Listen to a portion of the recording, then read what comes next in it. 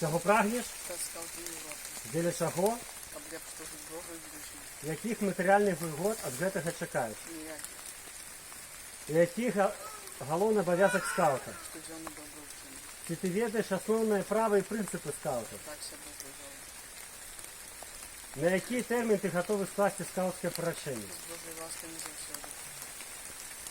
Поскольку Гоноровый суд и я допустили тебе до складания скаутского поручения, я перший христианин, прими Божие благословенство. Єгор, ответил Священной Панне Марии, нехай сподорожничає тобі, і благословення всемогутного Бога, Отця і Сина, і Духа Святого, нехай сиде на тебе і зостанеться назавжди. Амин.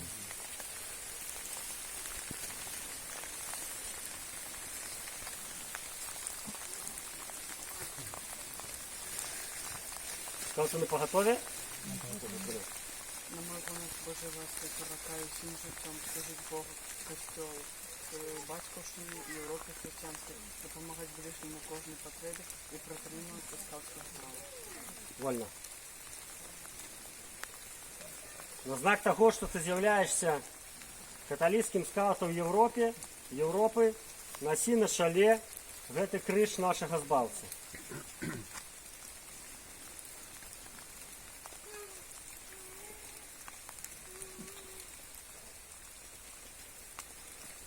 Цяпер ты належишь до вялікай скаутской сям'і. На поготове? На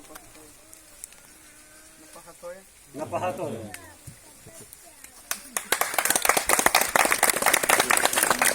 Ну, точно, мол, точно.